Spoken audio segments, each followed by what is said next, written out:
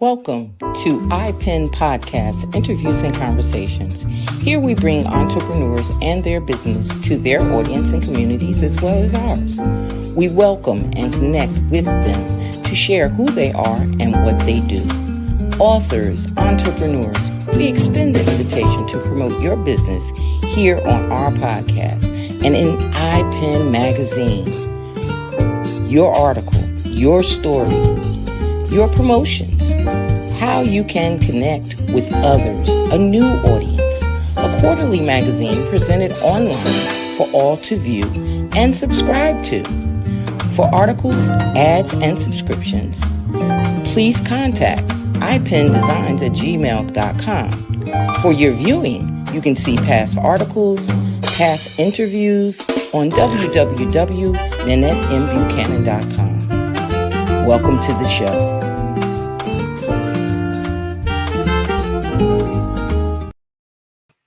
Good evening, good evening, good evening. Happy Monday. Happy Monday. And tonight we're going to talk about the same thing we've been talking about for the last couple of weeks. I don't think this conversation should or could end.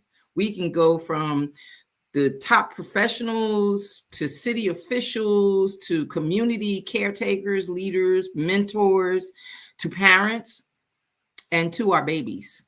And that's what we've been talking about for the last month. What do we do as the village? Because that everybody plays a part. And sometimes we don't realize that the part we play is very important.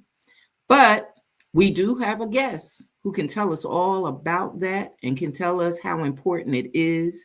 And we want to present her in the best light because I think she's got a heavy job to do.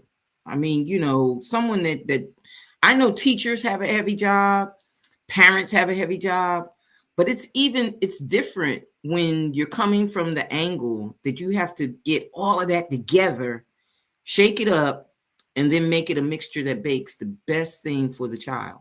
So I think that you know, that kind of, you know, we say social workers do that, but do they?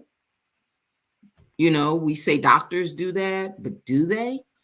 Those that really, really, really work hard at it sometimes have to connect the dots. And this young lady connects the dots from what I've interpreted from what we got from her. But before we do that, you know, I got to bring somebody to the stage who helps me connect the dots. And that's my girl, Felice. Felice, welcome, my dear. All the way from Hi, everyone. Thank you for joining us tonight. But you know something? I think I just had a moment where Nanette didn't appreciate my shovel. Because I didn't mention it. I was trying not to mention it. You know, hey, you know what though? We got to look at it in a different aspect. He who carries the shovel breaks the ground to new things. Oh. So even though you're my shoveler that carries stuff that I just don't want to deal with, and you throw it in and bury it, well, you know, yeah, maybe if we also, hey, you break through a lot of ideas and a lot of things you bring to me, and we look at it and say, hey, let's try this, let's try that, let's change this. So someone that has a shovel, let's think of it as a ribbon cutting. You know, yeah. It's like a Swiss Army knife shovel. I mean, it doesn't do anything. Listen to you with all of the tools and everything. How are you? How are you? Well, how's things going? Good. Life gives us the ups, and we, you know, want only to have the ups, but then there's a few downs as well. Well, you know what? Lessons and blessings. Yes. Oh, I love that. Okay. Yeah, I wrote about that today on my Facebook page. I talked about lessons and blessings. I mean, if you don't learn a lesson, you keep getting that nudge again to do it again, a nudge again to do it again. You don't get the blessing until you learn the lesson.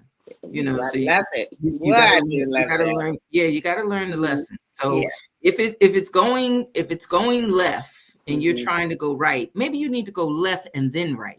Right. You know, maybe you need to take a little dip and go the way the lesson is taking you, because you may need that same lesson later on. Yeah. You know, you can't skip the lessons. Good, bad, and sometimes I think the lesson is to be still for a second. But Exactly. sometimes we moving, and we moving.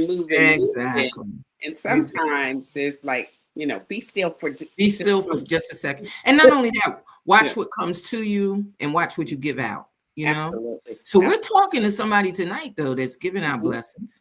Yeah, We're talking to someone who's uplifting families and yeah. uplifting, and then in that Mhm. builds a community, Yeah. and that Mhm. that community is that village that I constantly talk about, the Mhm. need for the village. And in these days and times, we gotta get back to understanding that village concept. Yeah. So for the audience, I want to present our next, well, Yeah. not next guest, but I want to present our guest who brings just, I mean, so much information. She's got so much information to unload. We're going to do a lot of sitting and listening, Mhm. to these steps that she's going to give us. And then our input, I hope, we're the dummies on the end, she's the expert on the end. So when we start asking questions, I hope there's some of the questions that others will join in, and we welcome you to put your questions in the comments so that we can present them to our guest, Miss Megan Hamm. We're bringing her to the stage. Good evening, good Yay. evening, good evening. How are you? How are you? I'm doing well. Thank you so much, Nana and Felice, for inviting me here. And I cannot wait to get into this conversation with you all. Well, good, Yay. We good. can't Well, wait well, either. well, the beginning of the conversation starts with you, because what we do not do is we do not introduce anything but your name. Mhm. So before we get started, who is Megan Hamm? Yes, yes, Well, yes. I am excited to be here tonight. I am Megan Hamm. I'm a licensed professional counselor, racial play therapist, but I train helping professionals in order to use trauma informed strategies to increase confidence, compassion, and connection when working with parents. So that's a long way to say that I work with individuals who are working with children who have some of the biggest behaviors that we can think of, being able to, how do I deal with this? How do I handle this? And how do I approach it from a place where I'm not adding more trauma and shame to what the child is already dealing with? Oh, yeah. Okay, Ooh, that's okay. important. That's important. That's important. Mhm. And you know what? I saw, as a matter of fact, I did post that on my Facebook page today too. A genuine way of trying to get people to connect to what our youth are going through, and some of the parents and teachers are going through, that Mhm. middle point. A lady had an empty classroom with Mm-hmm. desks, and on the desk, she just put papers, Mhm. and she walked the classroom saying, "This child has this problem." Oh. The next desk she went to, she said, "This child has this problem." Mhm. Not one of the desks had the same problem. Wow. Some Mm-mm. had, ADHD, Mhm. some had a parent at home that was being molested, or had Mm. been molested. Some Mhm. had domestic violence, some had drugs, some lived with a Mhm. grandparent, some were in foster care, some were, kept behind the year before because of changing schools so many Mhm. times. So there was all these different, you're talking over 20 desks in a Mm. classroom with Mm-hmm. 20 different situations. Mm. So does your program, I know you say you work with the parents and the children Mhm. and organizations that work with them. Do Mhm. you Yes, ma'am. go into the schools, or do the schools come to you and say, "Hey, here's the next, person we want you to work with, or the next family we want you to work with"? How does that work? How do you get the connection? Well, it depends. I do have a school where I do go into the school, and like when the child is having some behavior concerns or being disruptive in the class, I will Mhm. go to the school and observe the child in their environment and the behavior. Mhm. I'm working with the teacher, with the administrators at the school to put some strategies in place to be able to support that child with all of the things that they have going on. Mhm. Most of the kids that I see in my practice come individually, but I do work with the families, with the parents and the school to make a holistic approach to see them Mhm. from every aspect. Because I Okay. firmly believe that, you know, and I tell parents this all the time, bring your child to therapy is not like the dry cleaning. Like, you don't just drop them off, I press them out, you come back and pick them up. Like, it's a systems approach. Right. And we all have to be involved in it. So we do go from that perspective. So I do have some schools that will consult with me and contract me to come in and, in the moment, give strategy to the teachers. Which honestly, there are not a lot of schools that are open to it. Yeah, they don't see it as high up on their priority list. Right. I was just going to say that. The thing about it is, if we had more of that integration, it seemed to me that would help the teacher in the classroom. Mm-hmm. That would help the administrator when communicating to the parent. If your program is implemented in the school, they could very well say, hey, we've already had this analyzed, we've already had this looked at, and we've already tried these methods. Because a lot of times, do you find that the parent is on the defense rather than the offense? Well, not the parents that I work with, right? Because I love them and they love me. But one thing that I do in the work that I do when I'm working with the parents is we break all those walls down in the work that we do. And so I tell people all the time, I'm the place where you can come in and say, you know what, Miss Megan, I love my kids and they get on my nerves. And I'm not going to judge that. I'm not going to be trying to call CPS and DHS on you because, your children. And so a lot of times parents just need that opportunity to say, this is hard.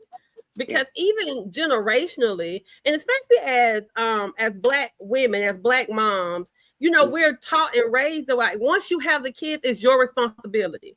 Like those are your kids. And even as a society, a lot of times if you see a young person that does something, one of the first things people ask is who they mama them.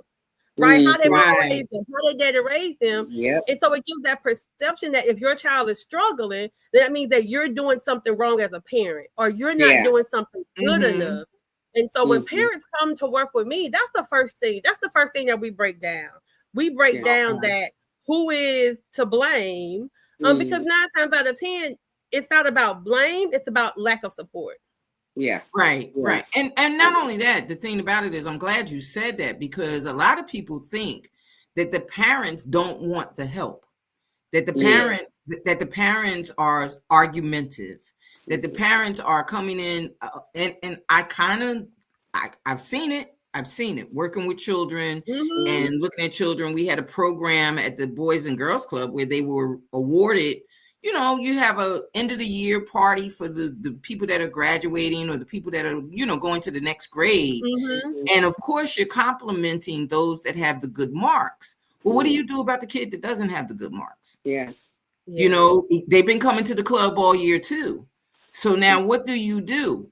So we tried to do an intervention per cycle, so that per cycle, we invite the children in. We did have teachers that worked with us. You invite the children in and hey, are you struggling with homework? Are you struggling with this? Are you struggling with that? Meet with the parents. And a lot of times the parents would just say, that's their problem. That's not our problem. So, we didn't know if it was an embarrassment thing. How do you get over it? How do I come to you, Miss Megan? I have a problem with my child because my child is just will not do the work. And because a lot of times when parents come to me, mostly I would say probably 85% of the kids that I see that I start working with are the ones whose parents are like, the school is saying they need ... Like if the grades are really low, they can't come back to school. The teacher's saying they're doing all these things. And, parents are like, hey, I'm managing at home this way, but the teacher can't do that at school. And a lot of times I meet parents who just imagine that you have a child that you are doing everything that you know to do. And every time you talk to another adult about your child, they're telling you that your child is doing something wrong, that your child is not good enough, that your child is not doing this, they're not doing that. At some point, I don't want to answer your phone call. Yeah. Right. At some point, I don't want to. At some point, it's like you're continuing to tell me this, and you're telling it to me because now you're putting the responsibility on me. And as parents, sometimes it's like they're having all these issues at school with all of these professionals at school, and you're telling me as mom, I need to get them together. And so a lot of times we would see that in the children. So when I meet with parents, like I said, I give them that space to say, hey, these are the things that you've done. These are the things that for you, we felt like they were working. Let's try to tweak one or two things. And I tell parents too, from the beginning, we're going to start with one thing at a time. And the first thing that we're going to do is we're going to address your response. They're like, oh, but I want you to know what my child is doing. You can give me that information. But for me, the first thing that we work on is, how does mom respond in that time? How do we help you decrease your stress? How do we help you to be able to respond and not react? How do we help you to be able to do those things? Because if the child is on the 10 and you get to a 10 with them every single time, there's not going to be a way to be able to decrease it. Right. And those are the same conversations I have at the school when I'm working with the teachers as well. It's what are we doing to help? How can we support you so that you can see it differently? And then we'll see the difference in the behaviors of the child. Right. Oh, now, is that a part of your heart framework? What is that? That's the de-escalation. So the heart framework was created in the book, The Heart of the Matter, and it is a de-escalation tool. And so it gives it is five different aspects of things that we can do when we are dealing with a meltdown. And so when I talk about meltdowns, I talk about physical aggression, verbal aggression, yelling, screaming, tantrums, those type of behaviors. And when I'm teaching parents and as well as professionals in the classroom, I tell them, when I see behavior, I see it as a child's way of communicating an unmet need. And so I see a behavior, a meltdown, as a child in crisis. And so if I see it as a child in crisis, then I choose to respond differently. And that's where the heart framework comes in, which the H is being able to help with calmness. Because we cannot, if we are upset, we can't help calm anybody else down. That's just the reality of it. And so then the E is engaged with compassion, because compassion really means that I see that you have a struggle and I'm willing to help you, right? Just being compassionate to, these are the things that you have going on and I want to be able to support you in that. And then we have the A, which is assess for triggers. If there's something in the room, if there's something in the environment that is causing, that is contributing to this escalation, because we can remove that or have a conversation about it. And then R is being able to give respectful choices and consequences. We are really big on, well, if you don't stop doing this, then this is going to happen. But when the child is in crisis and they're having a meltdown, that part of the brain is not even working. So they really don't even hear you. Like they don't even, they're hearing the words, but the part where they rationalize is offline. And then the T stands for take time to rest. Because if you ever dealt with the child who's had a meltdown and they were in tantrum mode, it's tiring. And if we don't take time to rest and then go back and say, okay, what went well? What do I want to do better next time?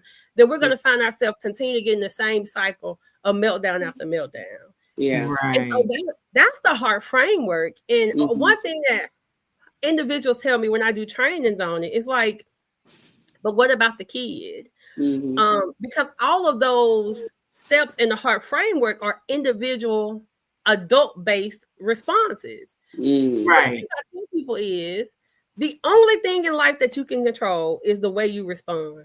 Right. We can, but our responses will influence their behavior. Yeah. A lot of times we go in and we want to change their behavior.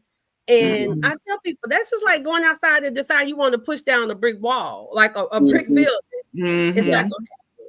But you can change your behavior. Right. In the way you react. Right. In the way that you react to it. Yeah. So I read in your lovely bio, is there a specific focus that you have in your practice? Because I've seen things about like adoptive families and those things. So is that just a part of it, or is that kind of your focus on that? Or really, it just, what's the word? It just kind of, I stumbled upon it, honestly, because I've worked with children. And so then I became a registered play therapist and I was working with kids. And what I noticed was most of the kids that I was seeing who had these behaviors that nobody could explain, like it was like they went from 0 to 100. Most of them had a trauma background, and so they were like children who were actively in foster care, children who had been adopted, but also another thing that we don't always consider, but it was children who were being raised by other family members. So a lot of grandparents raising grandchildren, children being raised by aunt, uncle, all of the things. And so it just became part of like the identity of my practice. And then I became a foster mom. And so when I became a foster mom, it totally changed like the work that I was doing, because I was doing trauma from a different perspective. And then I had that clinical aspect, and then that personal shared experience. Sure. And so that is what made me say, okay, this is kind of like I stumbled into the niche, but now that's what I work with. So people know me as the person who works with children who are in foster care and been adopted. Yeah. So in essence, you're empowering relationships, not just smoothing them over. If you know what I mean. You're giving power to a like-minded relationship, because the children are learning how to tame their behavior, and the parents or the caregiver or the teacher is learning how to reinforce that empowerment, to be able to understand, the responses and the behavior and the disruption and everything else. Because a lot of times people just look at it and say, oh, it's an attention getter. Can you tell us what's the difference between the attention getter and a child that's really having, challenges, that they have challenging behavior, or they have behavioral disruptions? Yeah. And so for me, I definitely believe it's the relationship. I think that I know that the relationship is going to be the foundation for any type of intervention or suggestion that I give. And I don't, how do I say this? I don't label triggers. Like I don't label behaviors. I don't see a behavior as, oh, this is the reason you're doing that versus that. In the moment, I see the behavior as the behavior. Now, if you're doing it because you wanted some attention and and you will be okay with the negative attention versus somebody who's doing it because of a traumatic memory, to me, in the moment, when you're dealing with a house fire, it's the house fire. Like it doesn't matter if it was because of the stove or because of the dryer or whatever. So when I look at behavior, I look at it as the crisis that we're dealing with. And now part of it is once we go back and assess and we do the work, we can say, okay, well, sometimes when this child is in class and the teacher passes out a paper and it's 20 questions on the paper and they get overwhelmed, it'll cause a meltdown. But in the moment, to me, in the moment, the goal is to decrease the disruption. In the moment, the goal is to de-escalate. We can figure out the part of the T is take time to rest and reset. We can go back and figure out, okay, well, they were frustrated because of this.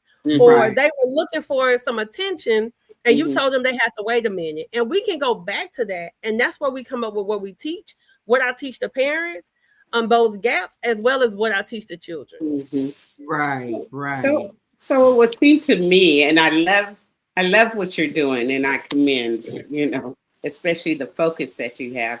But it feels like this is such, as we used to say, the village has to come together, because if you have the parent attempting these, modifications or structured relationship, but then you don't have the teacher or the school system or wherever they are outside of that, it would seem to me, and please correct me if I'm wrong, because I want to be wrong in this, that the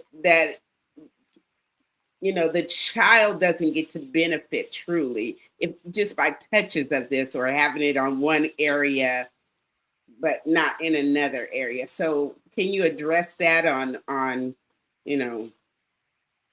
how So I think optimally, if you think about best case scenario, the child would have the support in every system that they enter. They will have support at home, they will have support at school, they will have support at, after school programs.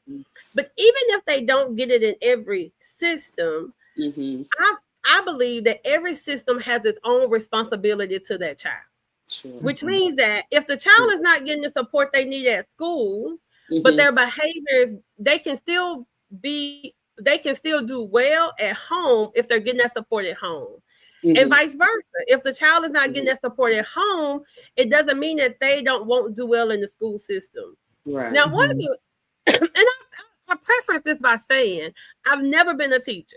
So I've never had to deal with behaviors of like trying to navigate 25 different personalities at one time. Right? Yeah.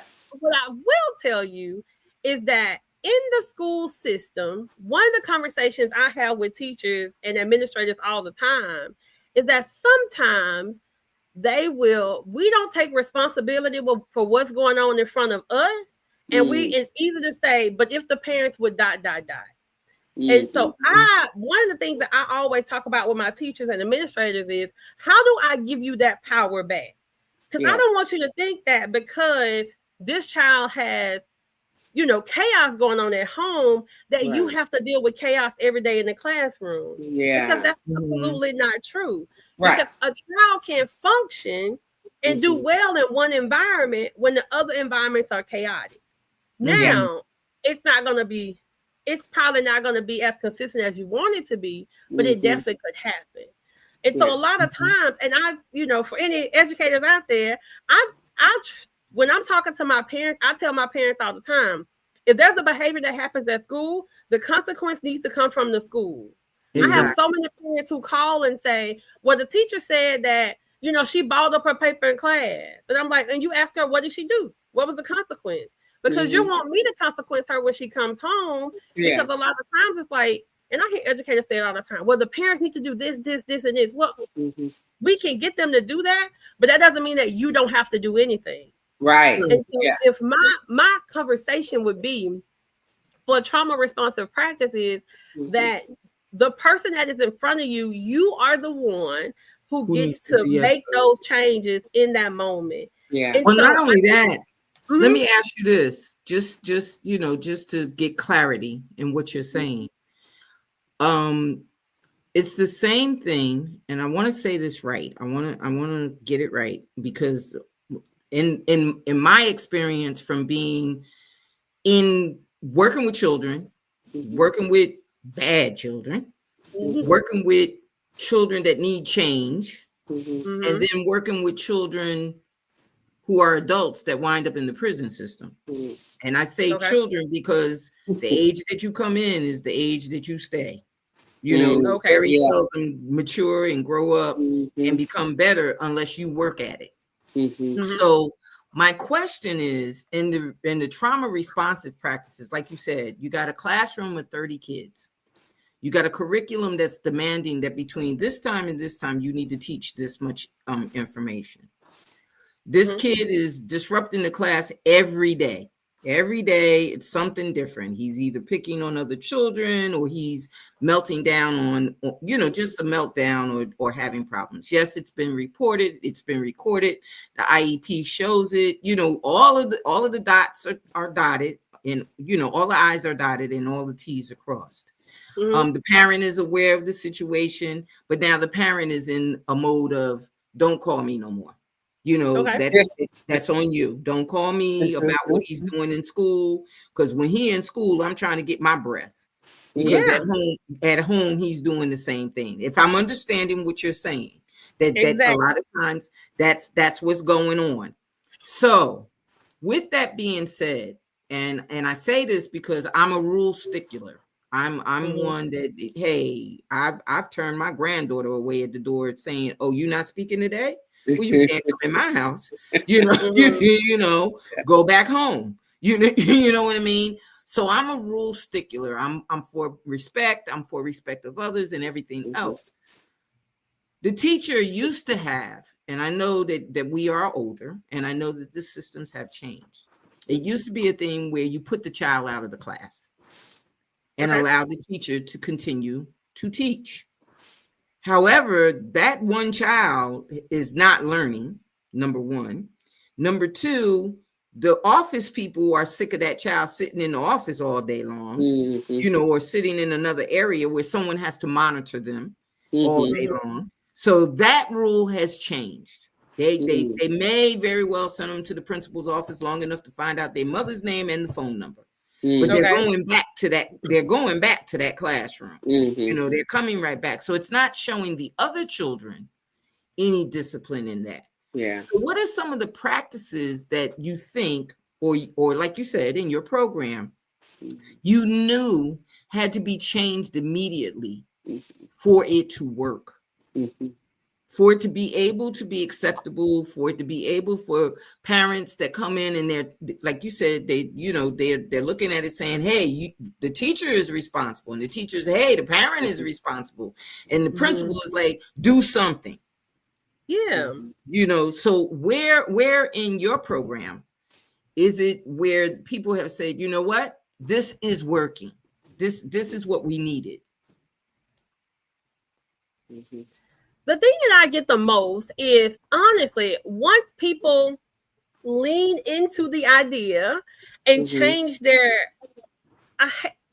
perspective on behavior, right? And so you said, we were talking, I can't remember if we were live or not, but you said that there was a teacher who walked around and she had pieces of paper on her desk, and she had, just what each child was dealing with. And so they were coming into the classroom dealing with all of these things. And if we would be honest with ourselves for a moment, if we had a child who was coming into the classroom, and let's say we knew that the night before their mom or family member died, a close family member died, right? When that child came into that classroom the next day, how would you approach that child differently? Right? Let's say if they were staring off into space, if they were making noises in the classroom, if they were doing things that we consider being disruptive, how would we approach them differently? Approach the child. Right. 9 times out of 10, our first response wouldn't be, you go to the principal's office. I don't care if your grandma died last night, go to the principal's office, get yourself together. That's not our response. Right. So the one thing I ask people to do is you have to approach everybody.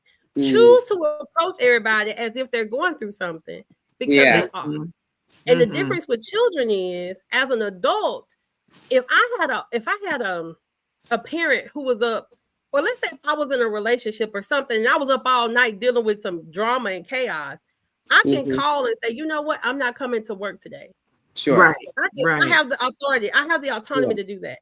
But you have a child who may have been dealing with chaos the night before, and they're expected to get up, get on the bus, and come and sit in the desk and pretend everything's okay. To act like nothing's bothering them. Yeah. And I think a lot of times for adults, and I know that there are discipline techniques that have to happen, and we have to do things to make sure that the classroom is not disrupted.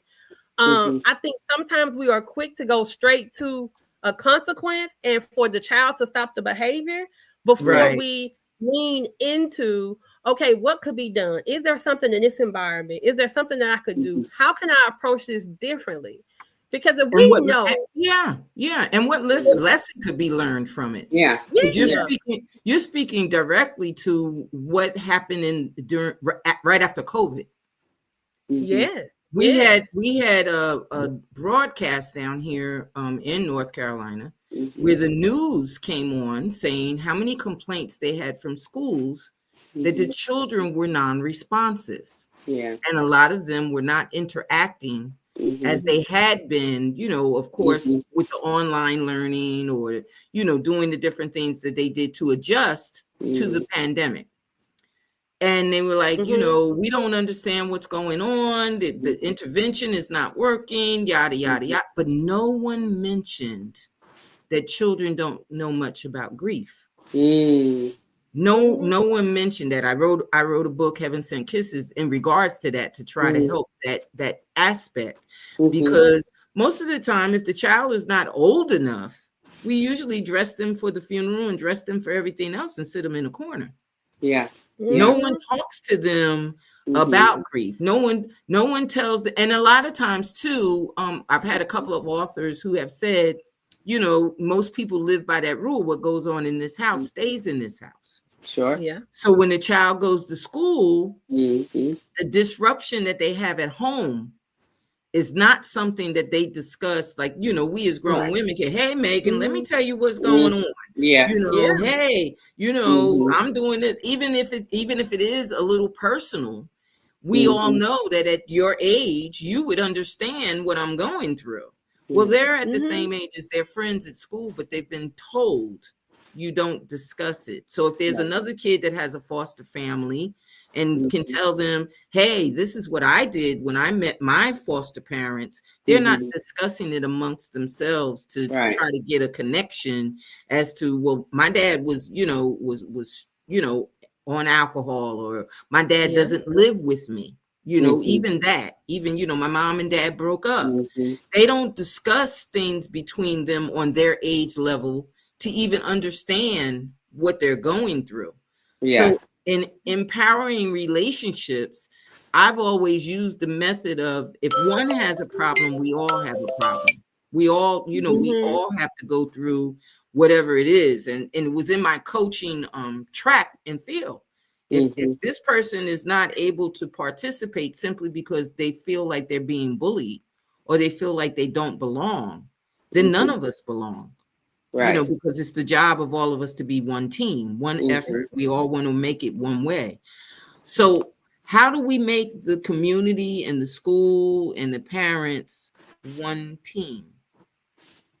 How do we get that ideology to them, to understand that we're all Yeah. responsible for this child? I think the first thing I would say is to being able to look at the behavior from a different lens. And when we Mhm. see a child Mhm. who is struggling, who's having disruptive behaviors, Mhm. even if it comes after you told them to do something and they don't want to do it, Mhm. being able to look at it from a perspective of what are they struggling with and what is missing, like what do they need from me. Right. Because if we feel like that somebody is in need of something, then we're more open to giving Mhm. versus if I just think that he just acting out because I told him it was time to put the blocks Mhm. up. When Mhm. I'm working with teachers and when I'm working with parents, one of the things I always tell them, there are three things when we talk about behavior. When they Mhm. say he just doesn't want to listen, he or she doesn't like to be told no, or they're manipulating me, or they just want to manipulate me, they just want to get their way. Mhm. Sure. Those are three things that I allow them to express it. Okay, Mhm. but now let's talk about the real issue. Because those three Mhm. things are not, I'm not going to Mhm. target that. I'm not going to target Mhm. somebody not being like to be told no. Because Yeah. guess what? I don't like to be told no either. Right. That Can we part. be honest about that? Like, no, right? When they say Yeah. he just want to get his way. I like to I Mhm. get my want to way get too. my My way way too. too. Right. Right. Right. I'll sign up for that too. Or maybe like, oh, they just trying to get over on me. And I'm like, because Mhm. I If I tell people can, I examples will. like, think Yeah. about sometimes if I want like I tell people all the time, if I want my husband to do something, Mhm. right? And I might not You ask him manipulate directly, them. I need you to fix the Yeah. faucet, but I'm gonna be Right. extra, extra nice, right? And Yeah. I'm gonna Right. go and I'm Mhm. gonna fix the favorite Right. dinner, and I'm gonna do all Yeah. the things like, hey, how your day been? But ultimately in Right. my mind, I I'm need gonna this get this faucet fixed. done. I'm gonna get this Yeah. So done. when I That's ask right. you to fix this faucet, I need you to remember how nice I've been all day. And I Right. Mhm. say that. And so one of the things is I work through families and teachers Mhm. and school counselors on let's Mhm. get the fluff out. So let's not even use those three. Let's figure out what Yeah. really is needed. What Right. are we missing? Right. Because the Yeah. kid Right. needs something. Now the thing about Mhm. trauma is trauma impacts us and Mhm. trauma could show up one day and then not show up the Mhm. next day, right? Mhm. Right. And especially like grief and loss. And so when those Mhm. things show up, the question I get is, but I can't do anything about that. And you can't. We Mhm. can't take away the trauma, but we can Mhm. create an environment where they feel safe enough, where they feel emotionally kept Mhm. enough to be able to have the conversation, to have the Yeah. feeling, and then nobody throws them away because of it. Because Right. Right. imagine this. Right. Imagine that a child is struggling because of, let's say, a trauma. Just imagine whatever trauma you want. And a child is Mhm. struggling. And it shows up at school and they're hitting their pencil on the desk and they're not wanting to do their schoolwork and all the things are happening. And then Mhm. you say, you can't be in here. Like this is the only stability I have right now in the Right. classroom. Yeah. And these are the Right, only right. tools I have. And the teacher's like, Mhm. you can't be in here with that. You gotta go. You gotta go to the Mhm. principal's office. The Mhm. principal ain't got that's not their job. Mm-mm, So they put Right. you in mm-mm. the office with the secretary or with somebody, and we know the school system. I wish your Mhm. mama get this together. I can't sit Yeah. here and watch Right, you all day. I got a Right. job to do. Right? right. Yeah. My job can't be to watch you all day. So then Yeah. you've heard that. So then you get home and your mama like, you gotta stop showing your butt at school. Them people gotta stop calling me. And all the Mhm, things. Mhm. Yeah. mhm. At what point does somebody say, hey, What's what going is it? on? How Yeah, can Yeah. what's we going support on? you? What are we missing? How can we Right. Mhm, make this environment safe? mhm, Because even Mhm. as an adult, if I tell you how I feel and you tell mhm. me that ain't how I feel or I Mhm. shouldn't feel that way, I'm not Yeah. coming to talk to you again. That's right. Right, right. And not only that, Mhm. do you find parents still ask the question? I know this was like animate. I mean, it's still with me and my grandchildren. I still do it. Asking that daily question, how was your day? Mhm. How Yeah. how did you get through today? Mhm. How did your project go? What did you Mhm. guys do at recess? Mhm. Knowing some of the small intimate things that are not about I don't know. I think making a relationship. I know my mother wasn't for all of that. She was you the Yeah. child, I'm the mother, and that's it. That's Mhm. what we came up under. Mhm. Like, Mhm. look, we in charge. You don't Mhm. own nothing. You do what we Yeah. say, and that's it. Every now and then you might get a question about, well, did you do your homework? Did you do this? Did you do that? Mhm. Mhm. But it wasn't about building a relationship with a child, you know. Mhm. I'm one of those break this generational stuff because with my kids, I Mhm. wanted them to be able to come to me and say what they wanted to say, good, bad, or Yeah. Yeah. indifferent. Come to me. And in a way, I can honestly tell you, Megan, that caused many problems because Mhm. don't Uh-huh. don't let nobody fool you. That second child Mhm. is a problem. That first child Uh-huh. might do it the right way, but the second Mhm. child takes it to the hilt. And I Mhm. Yeah. said that was it for me. Two is enough because this second child is a trip. Because all the way to college, I was Mhm. still getting people that were saying, well, why are you taking this to your parent? And Mhm. he would bring certain situations to me and say, what do you think about this? I think that this is Yeah. what they're doing, and this is why they're doing it. But they would call it disruptive behavior. Mhm. And Yeah. it wasn't always disruptive. In some Yeah. cases, what it was him questioning their method, Mhm. him questioning, well, if we're doing this, why are we doing it this way? Or why can't we do it this way? And they would Mhm. call that disruptive. They Mhm. would Yeah. call they would cause him overstepping the student teacher thing if he went and helped another student and showed them the way Yep. that he learned how to do it or he Mhm. figured how to get out of it. That was disruptive. Mhm. So is Mhm. it truly disruptive behavior at all times? Yeah. And I think that's why we have to look, and that's why I encourage people to look at it differently because Mhm. disruptive is very subjective. It's subjective to what you see the behavior as. And so Yeah. what might be disruptive to me might not be disruptive to you. And I think the thing that, Mhm. Mhm. the thing we don't talk about a lot, but we're going to call the elephant an elephant is our black and brown kids, their behavior is seen as more disruptive. I've been in Yeah. Right. situations where, and even Yeah. when I was in school, like in situations where, a black student will ask a question and it's, disruptive, being disrespectful, go to the office. A Mhm. white student, a non-black student would ask a question and it was like, oh, let's explore that inquisition. But it's, Right. Mhm. Right. Yeah. did that with Yeah. somebody over here. And so I think a lot of Right. times, and a lot of Yeah. times when I'm working with parents, like I have Mhm. one parent, she brings me the notes from school and we sit through and we go through them and we go through what does that mean? But what was he doing? Mhm. And Mhm. not saying that he shouldn't do this and this at school, Mhm. And I think a lot of times when we're trying to break generational things, part of the school system, the way society is school is a place for learning, but school is not developed for children to. School was developed for me to give you the information, you take it in and take the test. Right. So if a child learns differently, or if a child is very inquisitive and has all of these questions, they don't always do good in a school environment unless they get a teacher who's willing to explore that with them. And being able to teach them, like, hey, you know what? This might not be the time to ask those questions, but let me give you a scratch piece of paper. When I'm talking, you write down your questions, and then you and I can have time where I can explain that to you differently. And see, that's what I'm saying about the interaction of community leaders, coaches, anyone that comes into touch with the children.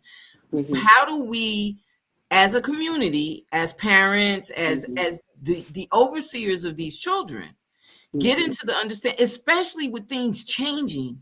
Because some of the stuff that they say, we don't know. I mean, our parents was the same way. When when we talk slang, our parents be like, well, what you talking about? They didn't know what we were saying or why we were saying it. It's the same thing now. But the thing is, it seems that we want to ignore the evolution of that child. Are all the children ready for this? Are all the children accepting of this? And do we just clump them all in one group and say 2 + 2 is 4 and never teach them that so is 3 + 1, so is 4 + 0. So you know what I mean? There's so many different realms of, that one equation. There's so many different ways that they learn. Some of them learn from having that friend in school. Having that person that they can talk to. Some of them learn by being a loner, and they really don't need anybody to be over friendly with. They can have the camaraderie, but they really don't want that over friendship. So how do we teach that part? Okay, we have these practical breakdowns of what we do. And I guess what I'm asking is it ever come a time where, because I know they used to have the parent teachers meetings and everything, but they broke that down to like, okay, now if you don't come, it's a sin, like you got to be here or your kid is out of school, because people wouldn't come to the parent teacher meetings. So how do we get them to understand that they're a part of our community too, that the parent is a part of it, the teacher is a part of it, the administration is a part of it, and people such as yourself come in and be a help to tie in all of that together? What do you think are the methods that may be helpful in that environment? So we're gonna have to collaborate more, and we're gonna have to decrease the blame, right? And so if a child is in your environment, whether it's at home, at school, in the community, being able to say, hey, I'm responsible, and that's what the village did. I'm responsible for this child while they are in my space. When the village culture, when the village was up and active, it never was I'm gonna take you to, I'm gonna tell your mama, I'm gonna call your mama. Like, they're gonna call your mama, but in that moment, they're gonna still correct you, and they're gonna they're gonna love on you, and they're gonna embrace you, and they're gonna support you in that struggle. Now the village doesn't do that. And people say, well, the village don't do it because the parents started, like, don't talk to my child and don't do that. I don't think that's what broke the village. I think the thing that broke the village is people passing the buck. People wanted somebody else to blame. And then I have absolutely nothing against the school system, because my kids go to school, right? I went to school. The reality is the school system is not set up for parents who are struggling or working 2 and 3 jobs, who are trying to make ends meet. Everybody's schedule is not 8 to 6 Monday through Friday. That's the reality of it. So for you to have a parent teacher meeting, even if your last meeting is at 6 o'clock, if I work the 3 to 11 shift and I don't make it to the parent teacher conference, that doesn't mean I don't care about my child's academics. That doesn't mean I don't want to meet my child's teacher. That doesn't mean that. But we are so quick to say, oh, she not involved parent because she don't come to parent teacher meetings. Can I tell y'all a secret? I don't do parent teacher meetings. I don't meet my children's teachers and have conversations about the potential struggles that they're going to have, because I want you to meet them for who they are.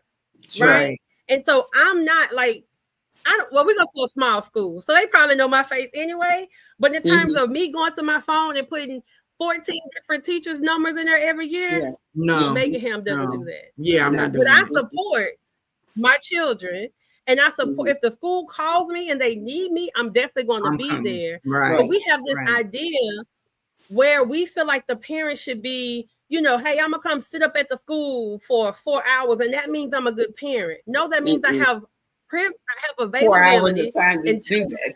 Right, 4 hours. And most parents don't have that. Yeah. Most parents don't have that.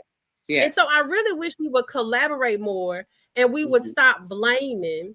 And it makes me think about whenever I love like when it's time for like Super Bowl and the Olympics, because then they will tell the backstories of these athletes. Like we know people as these fierce athletes. And I can remember it was a football player, and he said that he struggled in school when he first started school. He struggled all the time. And he had that one janitor who would meet him in the hallway and look him in his eyes and say, you are somebody. You are going to be great. There's greatness within you. And every day that janitor did that, no matter what was going on in the classroom, he said, even when he would get in trouble and get sent out to the hallway or have to go to the principal, that janitor would still meet him, look him in the eye and say, you have greatness within you. It only takes one person to influence and change somebody's life. And it doesn't have to be their parent. It doesn't have to be the teacher. It could be the janitor. It could be you and I in Walmart seeing a kid who may be struggling and look at them and say, hey, you have greatness within you. Without saying, cut that out. Stop giving your mama a hard time. You know how we do, especially in the community. We like, stop doing that to your mama. But just you have greatness within you, and you are going to do great things. And a lot of times we feel like, oh, that's not our place. Let's not do that. And that's where the village was broken. When we as the adult, because honestly, we broke our generation broke the village because the generations before us did what they were supposed to do. We took our foot off the gas, and now we're like, their mama gotta do better. Yeah. Ooh, she better stop buying him. She better stop buying him them $200 shoes. He'll act right. No, that part. $200. You get on $200 shoes or $20 shoes, you can still have behavior struggles. You still gonna have behavior problems. Yeah. There's those that wear those $200 shoes that got problems, and there's those that's in their stocking feet that got problems. Right. They cutting up. They still have problems. And the thing is, like I said, I go back to those days where I dealt with kids on my regular 9 to 5, and then I dealt with kids because I had a track team from 6 to 18, and it was like trying to get them all to understand, I don't want to deal with the parents. In neither situation, I didn't deal with the parents. The adults that worked with me, I was a junior coach until I became the rec director, but I was a junior coach. I was still in college when I started coaching. And I told them, I don't want to deal with the parents. I'll deal with the kids. Y'all deal with the parents. Y'all deal with parents. Because my thing was, the parents would come there and want to tell you what to do, how to handle their kid different than you handle everybody else's kid, how their kids are special and they should have special attention. And in my mind, being that I was a runner as well, my thing was, you don't get no special attention. If you lose the race, you lose the race. Right. Yeah. You know what I mean? If you win, you win. But if you lose, which is the devastating, everybody is up when you're winning. The coach is happy, you happy, everybody's happy. But when you're losing, and these kids are losing because of different things that are going on in their background that no one wants to touch. Don't nobody want to come to practice and tell them do push-ups and sit-ups and everything else. Don't nobody want to tell them to get in shape. And we're missing that aspect of telling them this life is going to be what the life is going to give you. But you got to get in shape. You got to get ready for it. And nobody's telling them that. We're telling them it's all good on iPad, and you can get these video games, and you can have these, like you said, $200 sneakers, and you can have, all of this stuff. until they become old enough to realize I ain't got no rent money. My mama want me to move out of the house, all of this stuff. And one of the things I used to tell my officers all the time, stop telling your kids you putting them out at 18. Stop telling your kids that. Because at 13, they get ready to go in high school. They can add. They ain't got but 4 years. Yeah. They're just as dumb as they was when they were 17, when they turned 18. Stop, because that's pressure. Yeah. That's pressure. And you don't know. Some of them are scared to even go outside, let alone go and take on some of these nuances that life brings as they get older. Some of them, they see their friends dating and they ain't never dated. They like, oh, I don't know if I want to do that. So now they timid in school. You don't know why they timid. Somebody wink at him and they father done told him he gonna kill the next boy that look at him. So now they wonder, oh my God, daddy gonna kill him. We don't know what they're going through. So my next big question before we get into your book, because I want to talk about your book a little bit, but my next question is, so how do I prevent the burnout? I'm tired. I don't want to talk to this kid every day, all day. I changed diapers. Now I got him out the diapers. I had to carry him on my hip. Now I carried him on my hip. I took him to daycare. They was throwing him back home because he was having temper tantrums. I'm tired. Yeah. What do I do? So if we're tired, because in 2023, 24, the Surgeon General said that the next epidemic that we were going to have in this country was parenting, because parents are tired and we're burnt out.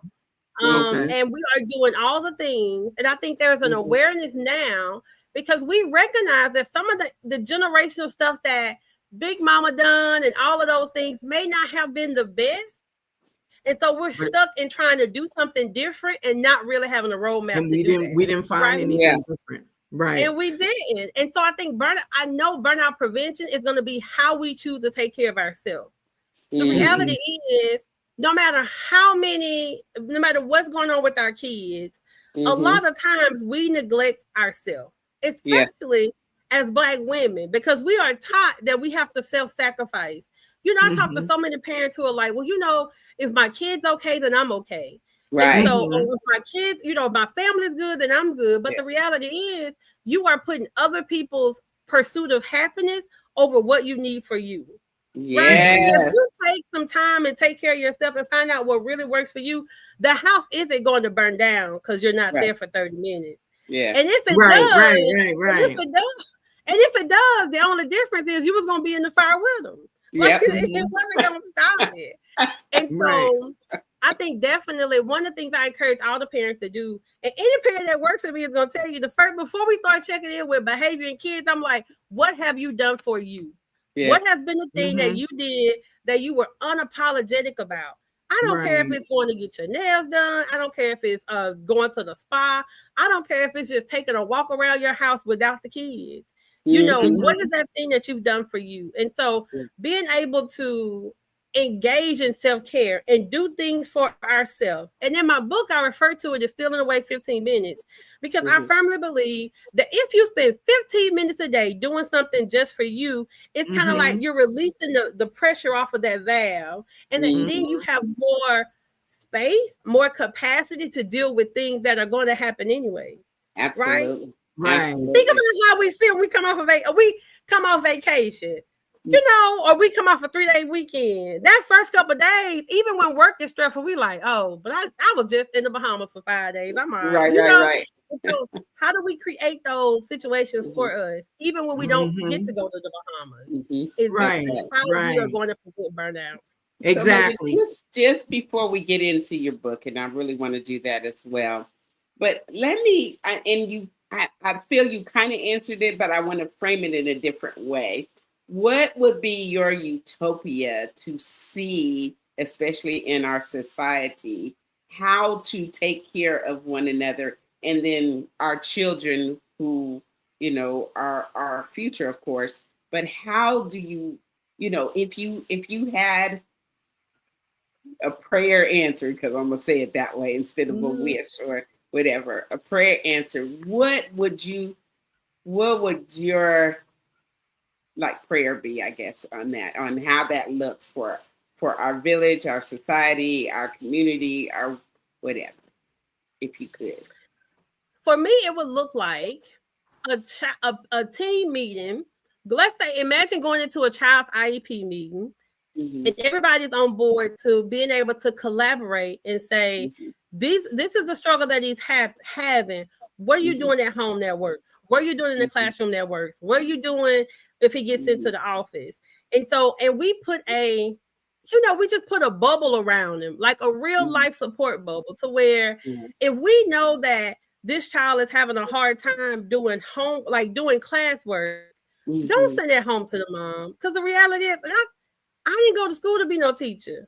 Right. If your teacher had a hard time teaching you these spelling words today, I can't teach you at home. Right. We've all seen the videos. The only strategy I got is that belt. So now, if you're having a true struggle, now you done got a consequence, a whooping, because now I feel disrespected. Because you should know these words. And now I feel like you're playing with me. And so all of these things happen. So if we get to this IEP meeting and we put a system in place to where when this child has this struggle, if it happens at home, this is what we're going to do at home. If it happens at school, this is what we're going to do at school. If it happens in the hallway, this is what's going to happen. But let's say Miss Jenkins can't get there because she's, not on that hall, but he has Miss Sarah who can get to him and support him, and he has a relationship with her. So he's not going to feel like she is being aggressive or just trying to, push him to the side.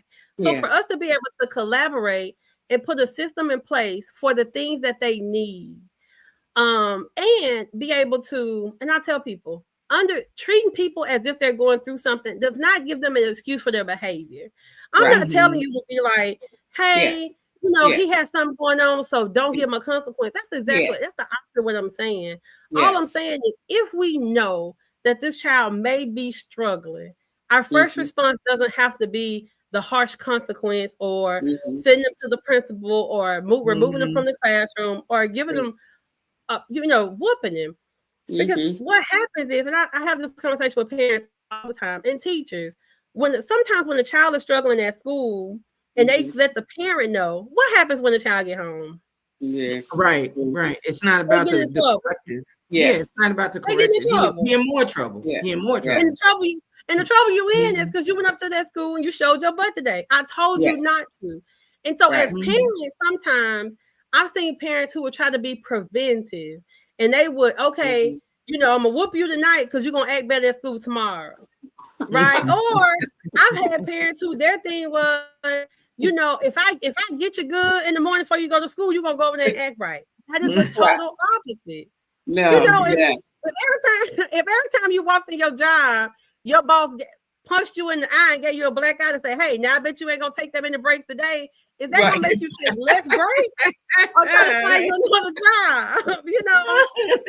So, think about it is, when I'm talking to adults and I give examples like that, we laugh about it. We're like, okay, that would never happen. Right. But that is what's happening to our kids. That's what's happening to the kids. They're getting hit. Right?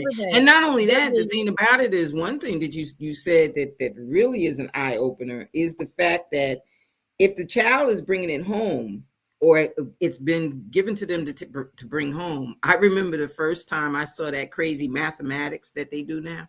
That crazy math. Bring it over to this column and then bring it down and then go to the left and then go diagonal and then go. And I was like, but this is the answer. My granddaughter looked at me and said, well, how'd you get that? Because I didn't go to the left and then to the right and then to the, this is the answer, But she was frustrated, totally frustrated. But she said, but I got to show the work the way that they said show the work. Now I got the answer. I told her the answer. This is the answer. But the thing about it is, I don't know the way you're being taught. So what you're going to have to do is explain to the teacher that you didn't understand. But if I say that she doesn't do this and she doesn't do it, take the time to talk to the teacher after class. Ask them when you can ask the question. Because depending on the percentage of the people in that classroom that got it right, You may be in that very small Mhm. percentage that didn't and need just a little bit of extra time to Mhm. get it right or extra understanding. So Mhm. understand that as well. Mhm. So Yeah. now, as a senior in high school, her thing is I wait until after to ask questions because she'll melt down in a minute and be like, I'm not Mhm. bothered with that teacher anymore. Yeah. Yeah. No, don't be not bothered. Go Mhm. ahead and, ask your question, but it may not be the time in the classroom Mhm. to ask it. And of course, she's in high school, so it's a little bit different, Mhm. but the intimidation is the same. Sure. Yes, it Yeah. is. She's one of those, real quiet, real Mhm. timid, real quiet, but you can see the anger building Mhm. because of the simple fact I can't go home and ask somebody to do it because they don't know how to Mhm. break this down. So Yeah. how am I going to get and I just told her, take the time to take it to them. And this Mhm. is an understanding that the child has to have as well as the parent. Hey, Yeah. don't tell them that Mhm. they can't get it. Give them the Mhm. Right. advice of saying, well, go back to the teacher and tell them that you're having a Mhm. problem with it. Well, I don't want to do Yeah. that in the class. No, you're not doing it in the class. You know, either when you're walking Yeah. in the class or after the class. You're not doing it while you're in the class because then Mhm. they're embarrassed. I don't want to Yeah. raise Yeah. my hand and let the whole class know I don't know what I'm doing. Yeah. Mhm. That's the And kind of so, thing that they're going through. yeah, and so you're teaching them to self-advocate. And Mm-hmm. also to take that to another level, we Mhm. have to have the adults in the classroom who are willing to have that conversation. So Sure. what a plan might look like for me is if I have a child that I'm teaching to self-advocate. And think about it, most of the kids I work with are kids who the teacher has already like she Shunned hoping them you got out. a dentist appointment, right? She hoping you Mm-hmm. got a dentist appointment. Don't come to school today. And so when I'm teaching him to self-advocate, one of the things I Mhm. would do is I will have a conversation with a parent, or I would have either the parent or myself will have a conversation with the teacher to say, "Hey, we are Mhm. working on him self-advocating. He's going to come to Mhm. you and he's going to ask you a question Right. that wouldn't So work." Right. everybody's on the same level. Yeah. Right. So Right. without saying, I Mhm. need you to act right. Yeah. I need you to, don't shun him. Give them a Don't even if he's chance. asking the same question, give him a chance to ask you the question so that you can Right. answer. Mhm. And that's how we work together and collaborate. I'm not Well, that's saying, Mhm. hey, just go good. to the school and ask, but I definitely Mhm. will work with the school, the counselor, the principal, whomever to say, this is what we're working on. He's going to come Mhm. ask a question, and I need somebody to give him a good answer. If you don't Right. know, let me know. We can work out a script of how you can respond to him that doesn't add shame or make him feel like he should have Right. got it in class. Because I'm telling Yeah. Right. you, he didn't get it. And so a lot of times I do behind the scenes work, especially in Mhm. family therapy. Mhm. We do a lot of let me prepare you for this conversation that we're gonna have. Right. So I Mhm. Right. need you to be able to respond in Be a able way to that's gonna respond the right way. not Yeah. make the child feel more shame because then you're Right. gonna rupture the relationship. Yeah, absolutely. Well, Very I good. love the title of your book. I love the heart of the matter, transforming behaviors in foster and adopted children. And we've learned in this last hour that it's more than just the foster children and it's more than the adoptive children, but it is transforming the behaviors as well Mhm. as it being the heart of the matter because you dig Mhm. right Mhm. in to what the situation is. Mhm. Yeah. No need dancing around it. No need calling it orange Mm, when we know that it's purple. No Mhm. need saying that it looks like the cut is going to be okay when we know it needs stitches. Mhm. Let's get to like it says the heart of the matter. So Mhm. in doing this, is this a book that you wrote just specifically for your job? Or did you look at it and say, hey, I want everybody to be able to understand where this book is coming from? Mhm. it was a book written for everybody. And I have Mhm. when you've been doing something for so long, you start to think that everybody knows that, right? Yeah. And so I Yeah. was having conversations with parents and caregivers and even school staff about children's trauma responses. Like when a child's been through trauma, they may have some behaviors, right? They may act out in a certain way. They Mhm. may have all this going on. People are like, oh, I never thought about it that way. And that's when I realized that it had to go, the conversation had to go beyond just my therapy room, because Mhm. there's so many Mm, hours in a day. And so Yeah. I think that the impact of actually writing a book so that somebody who, does not live in Mississippi, does not have access to me to be their child's therapist, and to work with them as a family unit can still be able to have that eye-opening experience of, okay, now I can see it different. Because once again, seeing it differently doesn't mean that we're giving them excuses for their behavior. It just means that we get to choose to approach it in a different way. Because if somebody is in crisis, if they're in a behavior crisis, our response is going to be to help. We're not just going to send them to the principal if we think that they're in crisis. Right. And it's easy, it's easy when it's physical. But when it's emotional, it's hard for us to see it. And It's so hard we for will us to see it. sometimes Exactly. Yeah. excuse me. And so sometimes we will definitely, overlook it, or we won't think that this is serious. And I know I've had conversations with, when a child is in a wheelchair, we give them accommodations at school. Yeah. But when the child has the same struggles or disabilities and they're emotional or they're, a product of trauma, then we don't put those same things in place because we assume they're supposed to come sit in the class and, and do be okay and be able to function. And be okay. Right. Yeah, be able to function. And another layer, before we get off, another layer to it is when a child is in foster care or a child has been adopted, there is that undercurrent of you should be appreciative because you're in a better situation than you came from. Yeah. Wow. We will sometimes be like, well, why are you acting like that? Because you got, somebody took you in. This person's right.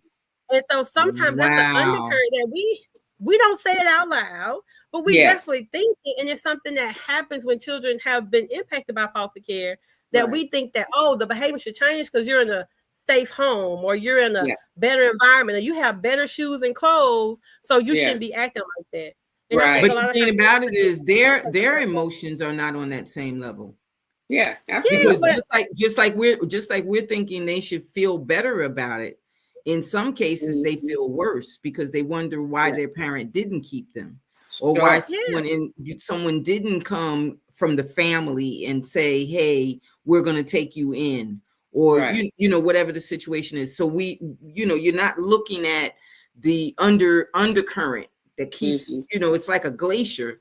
On the top, it looks like this little tiny ball, but underneath you got all of this big problem, and you don't even see the big problem underneath because they should be happy that they just got this little, you got this little bit, but that's not how they feel, and no one's looking beneath the surface. No one's looking beneath. And that's not real life. And that's not real life because think about this: when we've dated before, and let's say we had our first heartbreak, right?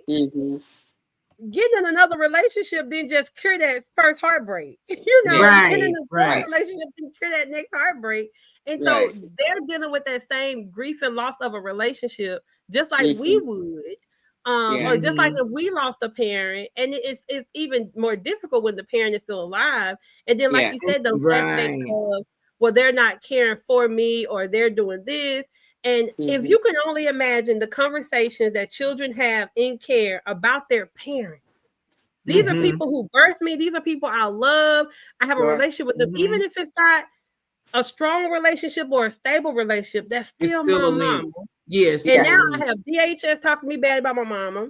I got the judge, and they're having these conversations with me like, oh, your mama can't take care of you. Your mama is dead. Your mama is sick right now. Even all the nice language we try to tell kids, the reality is you're telling me that my mama didn't fight hard enough, or that my dad wasn't there. And ultimately, it's kind of like when you talk about when you're coaching, sometimes it's either win or lose.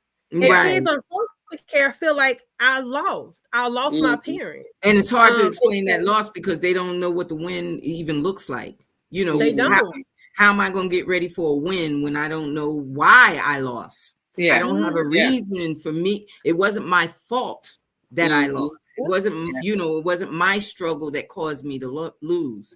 So Megan, I can't even imagine the multitude of things that go through your job and your system.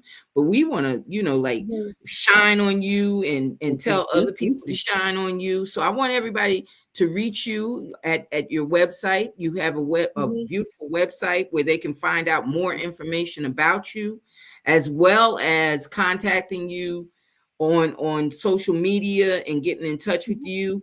to understand. And if people that see this, in the replay, or people that are watching now, understand that it like I said, it's like a glacier. If you have a problem underneath that you don't address, eventually it's going to evolve on the top, but the bottom is always going to be heavier. It's always it's always going to be the weight of that bottom that pulls you under, that pulls you into, different situations. So, I hope that, not only this conversation, but the conversations we've had over the last month bring you into some type of realization that we all, and I mean, my kids are grown, and grandbaby look at me in my face like she almost as tall as me and everything, so my the young man, that's the baby of the bunch. And they're all grown, and they're growing well. But the thing about it is, at any time things can change, because trauma touches you, and you can't say, oh, I don't want that today. I don't, we don't know when trauma is touching our children. We don't even know how much of what's going on today, when the history teacher is talking about history, and we got this going on today. We don't know how much that affects children in their trauma. Them knowing that my mother is working hard to do the little that she can, and now you're talking about shutting off different programs and shutting off different things. That brings trauma to the children. That brings questions to the children. So we need to understand that these programs that we've shown, and having Megan Hamm here tonight, and some of the other guests that we've had, please reach out to these people if you have problems that you can address. Get her book, The Heart of the Matter, Transforming Behaviors in Foster and Adopted Children. Don't think that your child is not foster or adopted just because you're please, the book is not just for for the behaviors in a foster, because some of the behaviors is everybody's behavior. They all cut loose when they want to, so some of the methods and things that she has in this book are for all parents. They're things that all parents can use. If your communication, if you need to build a better relationship, if you're seeing a specialist and you have questions, I'm quite sure Megan can steer you in the right direction. Am I right, Megan? That Yeah, of course. Just send me a message. You can email me, or you can send me a DM, and any support that I can offer, I'm definitely willing to offer. Right, because the thing about it is, it takes a village. And we really need to get a village. We need to be a village in order for us to understand the village concept. And that's what we're trying to do here. But please, please, please don't miss out on having the opportunities of some of these people that we've had on, because they're there. They're in the profession. They're the ones that are trying to hold up the support of that village. They're trying to do that. But Megan, before we let you go, Felice always had, we always do the opener shock. Now we're going to give you the closing shock. Felice has that question for you. So Felice, if you would. Yes, and I'm super excited to ask you this, because you've already touched on it. and I just love the passion that you have behind what I'm about to ask you. So, but as always, once again, Annette Stellar, I appreciate you sharing your gifts to the world in the way that you do. I love that we have people on this podcast that, I don't want to call it a niche, but really it is, that you use your gift in a special place that the majority of us don't even realize, or don't have that gift, and that's fine too. That's fine too. So I'm going to shut up and ask you this question.